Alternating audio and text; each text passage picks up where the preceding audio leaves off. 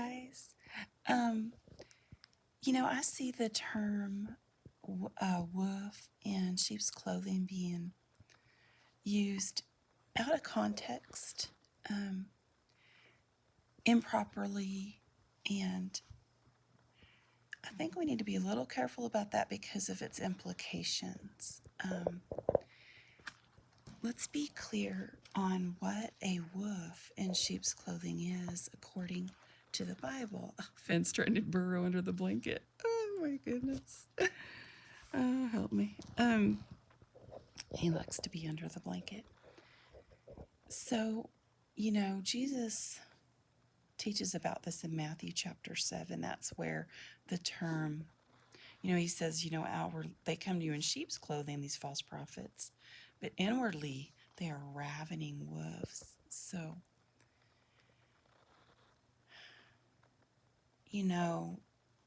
and he in this same chapter, he refers to them as a bad tree that cannot produce good fruit. And the fruit, he says, in this case, is the fruit of their lips, of their mouth. It's what they speak. And so let's be clear that these people are unsaved. They're teaching a false gospel, since the gospel is a plumb line for salvation. Now let's talk about what a wolf in sheep's clothing is not.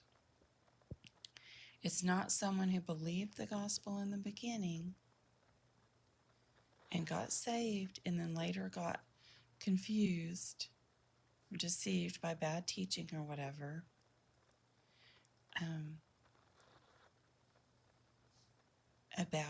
About the gospel. And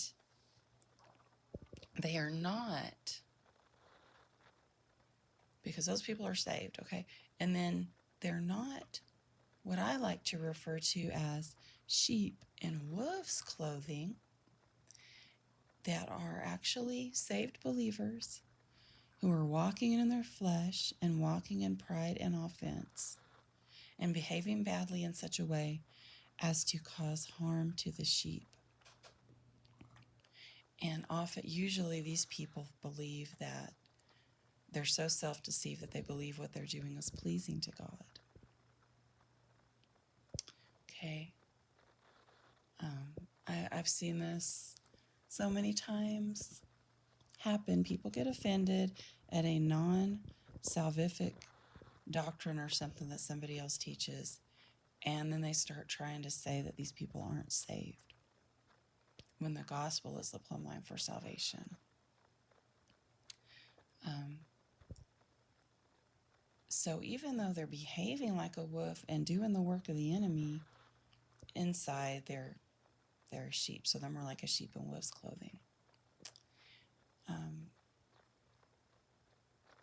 The Lord tells us not to judge anything. In the word, he says, don't judge anything before it's time.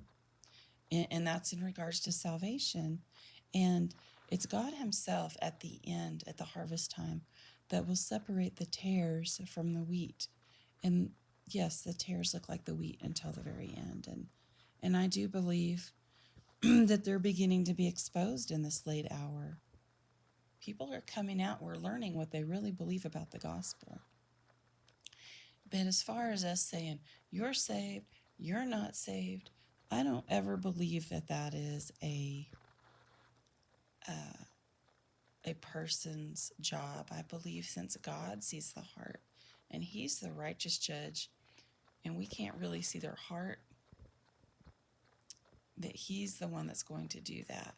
That's why he tells us, leave them be, and he'll separate them at the end. Now, what are we told to do?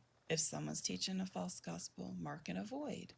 We don't have to say they're saved or they're not saved, but we can sure mark and avoid them because they're teaching a false gospel, and we don't need to give place to that, And then if a brother or sister is acting like a wolf and doing the job of the enemy, we don't have to fellowship with them. But we shouldn't say they're not saved. We'll let God be the judge of that. If they have the profession of faith in the Lord Jesus Christ, we can acknowledge them as a brother or sister, but because they're behaving so badly and doing harm, we don't have to fellowship with them. You see, this is just my assessment based on what I've read all throughout the New Testament and what I've seen and experienced in my life, in the churches, and here on YouTube. So it just kind of just made me cringe a little bit when I see people calling people wolves in sheep's clothing, when those people